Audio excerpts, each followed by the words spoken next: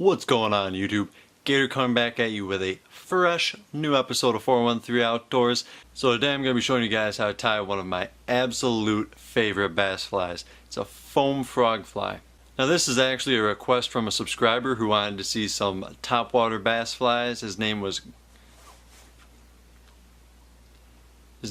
Cody Mo. So Cody Mo, this video right here is for you, brother. Ask and you shall receive. Now this fly is a tiny bit more complicated than some of the other ones I've been showing y'all how to tie, but not so complicated where most of you newer tiers won't be able to knock it out of the park. It's not that bad. So without further ado, let's jump into what you're going to need to tie this bad boy. And as always, links are in the description below. But for the sake of transparency, I just do want to tell you that they are affiliate links. So if you do buy something through that link, I do get a small percentage of it, which helps the channel out and helps me make more of these videos for you guys. So let's get into what you're going to need.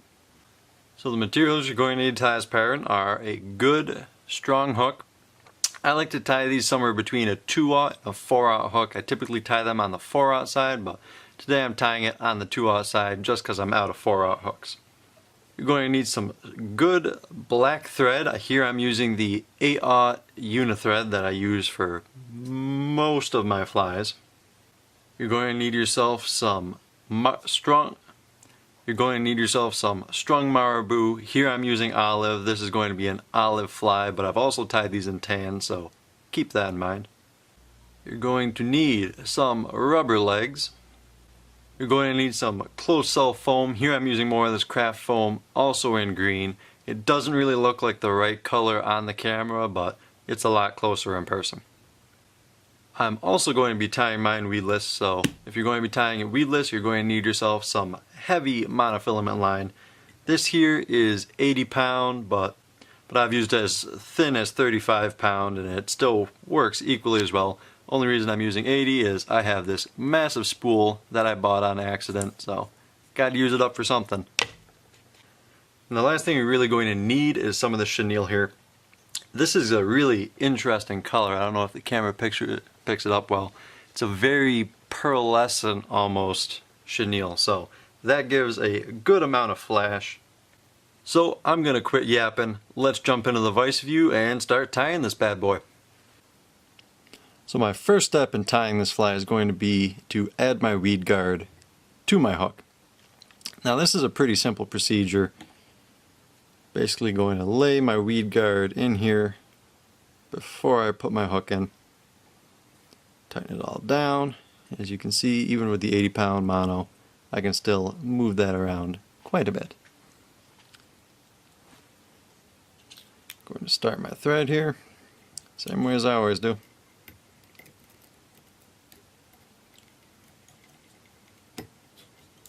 Get a good build up on the shank of the hook. I'm going to carry this all the way down through the bend of the hook. Trim off my tag here just because it's annoying me. And continue on down. Right about there. This area of the hook is as far down as you really need to go. I'm then going to take my weed guard and tie it on the back of my bend here. Now the most important part of this is making sure that you keep it in line. You don't want it cocked off to the side or else it won't work right.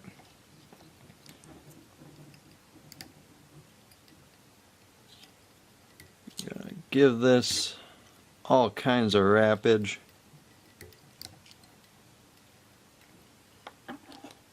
Trim it off right about there. Bring it back up and secure everything liberally with my thread. The weed guard is something that's going to be taking a lot of pressure from weeds and fish, so you want to make sure that there's no chance of it getting all mangled up. Now this is as far as we're going with the weed guard for the time being. There's more to come. We're going to take some of this strung marabou, grab myself one hurl. It's typically all the tail that you'll need. And I'm just massaging it down here so I can get a good feel for what this tail is going to look like. And you want your tail to be the same size as the length of the hook. Hang that off my back there. Trap it down with some threadage. Yeah, that's looking alright. And I'm going to cut it off just a little bit behind the eye of the hook. Now, those of you that have been watching for a while know why I'm doing this. But if you're new to the channel, I'm doing this so that I get an even taper on the body of my fly. Because if you cut it off back here, it's going to cause all kinds of weird bumps, which is something you do not want. And it also helps to add a little bulk to the shank of the hook, which is something you want with this. Frogs are very bulky little critters. So, the boring part of the video, just gonna wrap this down real good. Make sure I don't have anything bulbous hanging out. It's gonna make my fly look like poop.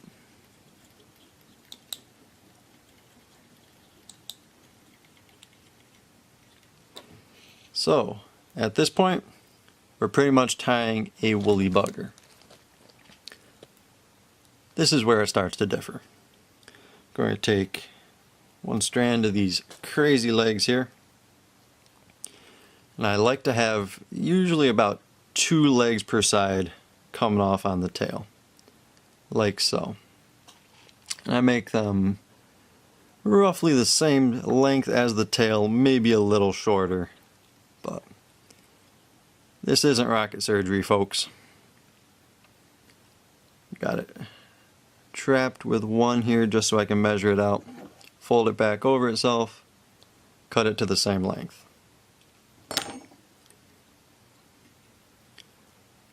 Wrap this up just a wee bit more and slide it down onto the side of the fly.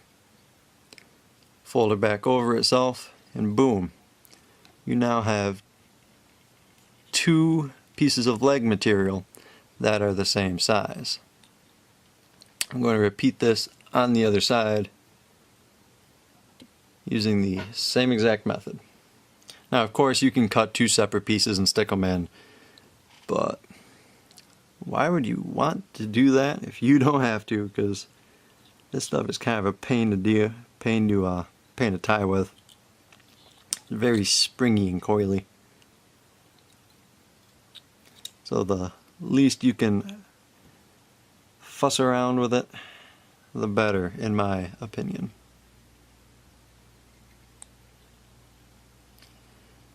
Get a rough measurement, and I'm trimming this side too.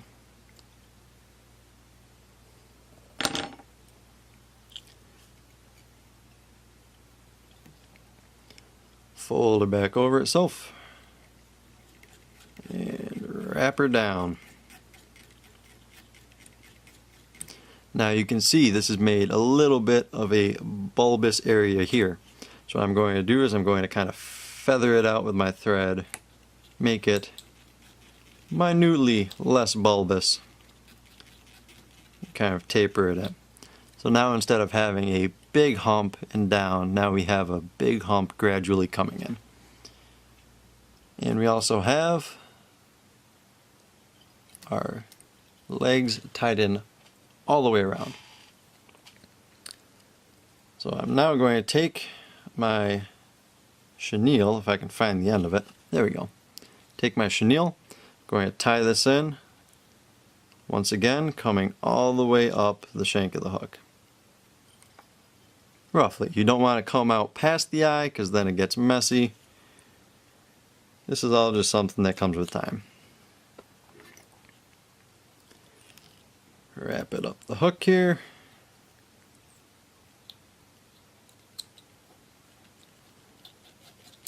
And tie her down. So you see how that really kind of melds itself into the material we already had onto the hook. There's no big lumps, none of that funny business up in here. So now this is really the most difficult part of the fly. I'm going to take my craft foam and I'm going to make little circles out of it, and I'll cut to me making one right about now. Okay, so I now have a little circle. What I'm going to do with this little circle of foam is I'm going to take it and trim it like that. Bada bing, bada boom. So we no longer have a circle. We have kind of a little scale, almost, is how I would describe it. And it's very important that you do this. If you try doing this as a circle, it will not work. So you're going to take it and place it on top of the fly. You can get a feel for about how many it's going to take. I think it'll probably take me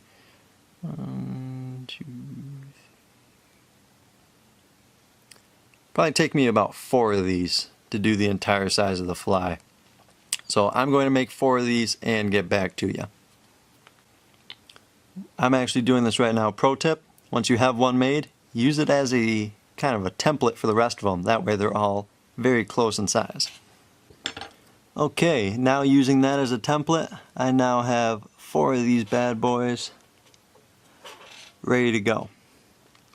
So what I'm going to do, I'm going to take my chenille. I'm first going to bring my thread up a little bit, just get it out of the way. We don't need it right now. Take my chenille,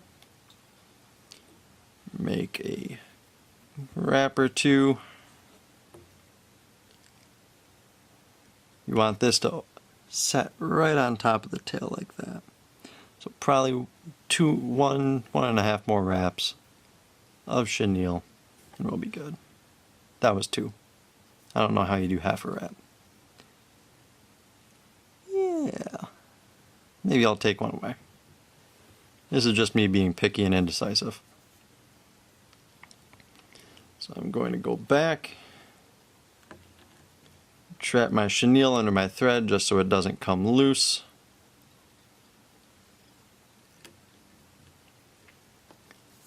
I'm going to take my first scale, place it over here, just like that.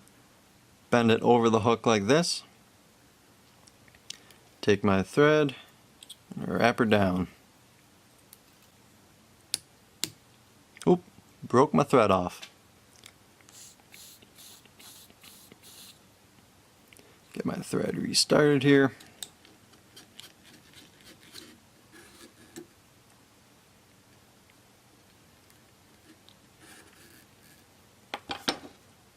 Trim my tag end off.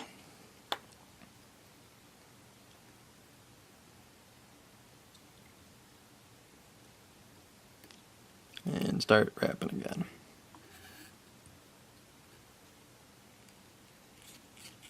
Making sure to trap my broken thread under the new thread wraps. It's a very important part of not just this fly, but anytime you break your thread. It's just working with foam, you tend to break a lot of thread, or at least I do. Alright, take this, taper it down into the body. Trim my broken thread off, which is a step you hopefully won't have to take.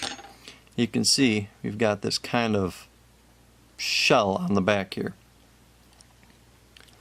So now it's time to put the back legs onto the fly. I'm going to do this the exact same way I put this rubber onto the tail here. Now you want these legs to be out a little bit, but also heading towards the back like a normal frog's legs would be. Going to repeat this on the other side and get back with you.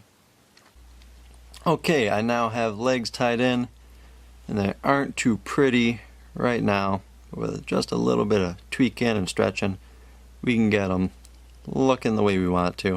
If you give it a little twist and pull action like that, makes them stick together and makes them looking closer to what we want.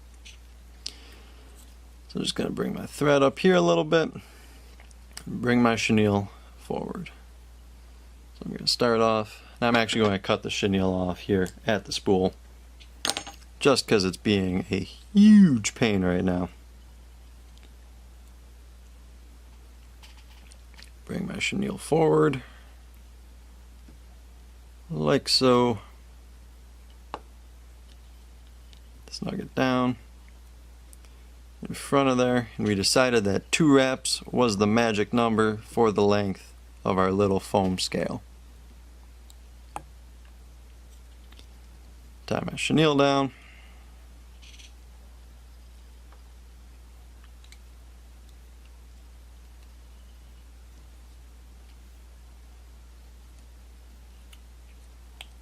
And it is time for our next scale. Take it and place it down, overlapping the last one.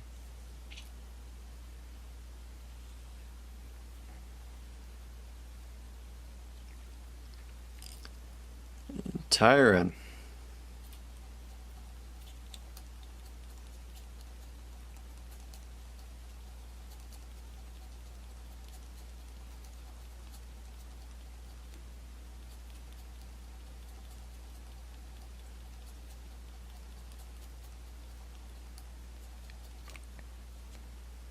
Just like that.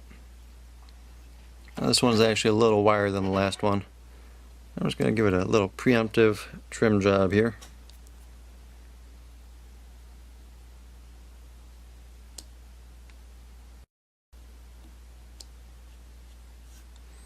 And you can see from the side, doesn't look like much. From the bottom and from the top, we have this nice overlapping kind of weird scale thing going on here. Bring my thread forward up to about here, and I'm going to add in the front legs. I'm just going to skip through this because you've already seen me do this twice, and I don't feel like making a 35-minute long video, so I'm just going to skip.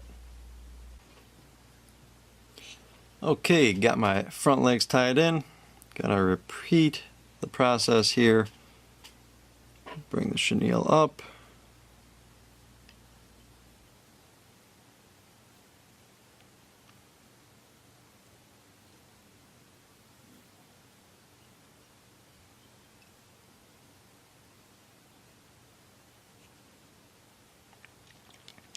Two wraps was our magic number.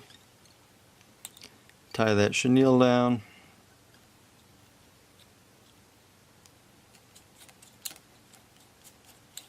And yet another scale.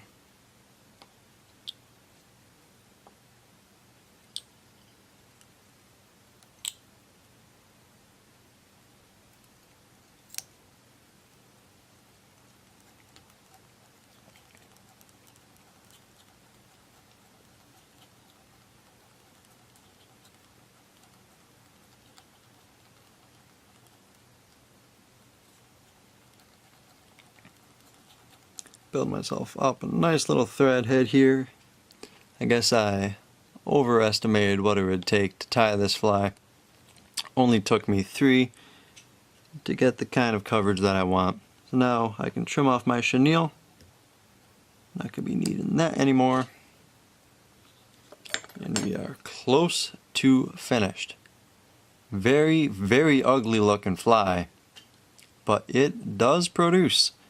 That I can confirm. So we're coming back to the weedless part here. Going to take this, and just like that, on the bottom of the hook. And wrap it up.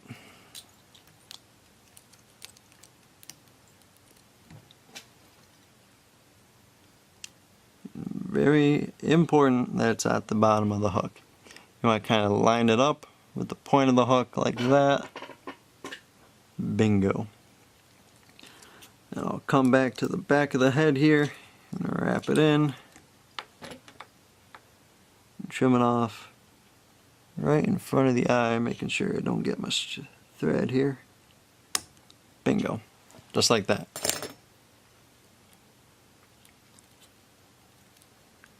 tie all that in. Build up a good head of thread here, because mono is probably the slipperiest material of all the slippery materials that we have tied with thus far.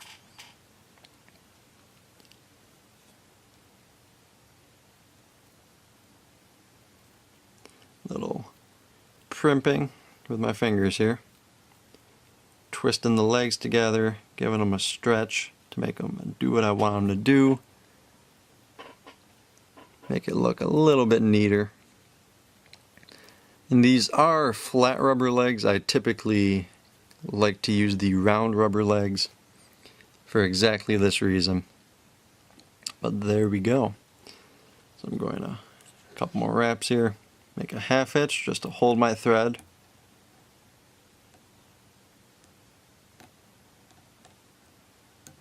Like that. Then I'm going to come in with ye old whip finisher. 1, 2, 3, 4, 5 wraps. Snug it down. 1, 2, 3, 4, and 5 wraps. Snug it down. Trim off my main line there. And we are very close to complete here. Smooth those out a little bit. And here is something that I forgot to mention that is just a very optional step. Take a black Sharpie, just go to town. Make dots all over your foam here.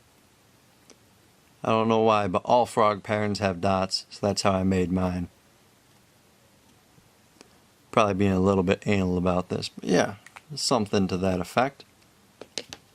And there you have it. Don't know if it's exactly a frog or what, but it is an awesome diving pattern that is super easy to tie. And mine looks this messy, and they absolutely hammer the bass.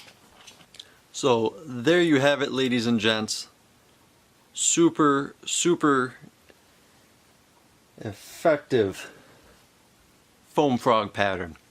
Now, I will be the first to admit that that fly looks like a pile of hot garbage. This is not a fly that you show to people to demonstrate your tying prowess.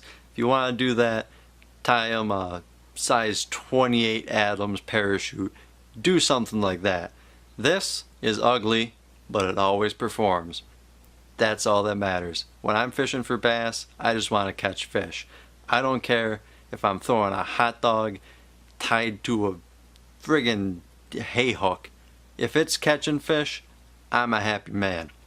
And this fly has the craziest action of any topwater bass fly that I personally have ever seen. It's got this awesome shimmy in the water due to the scale pattern of it. And it's just an awesome little diver that the bass cannot resist. If you throw it around pads with that weedless hook, very slim chance of getting hung up, and they will come up and crash it like you have never seen. If you're a spin fisher and you think catching bass on frogs is cool, try catching one on a frog fly. Million times cooler. For some reason they absolutely hate this thing and they just fly out of the water, absolutely wrecking it. Cool time. I recommend it to everybody that can chuck a fly rod. And if you enjoyed this video and you want to see more, I will post a link up there, which is a playlist of all my fly tying videos. Go through, learn some patterns with us, watch me be an idiot. And if you click that button right there, that'll subscribe you to the channel, help me get to 5,000 subs. We have had a huge boom in subscribers, so I want to say shout out to all of you. You guys are dope. And if you enjoyed this video, which I truly, sincerely hope that you did, give it a like and subscribe. Drop me a comment down below of any other patterns or flies you want me to tie. And until next time, my name's Gator, and I'll see you later. Goodbye and God bless.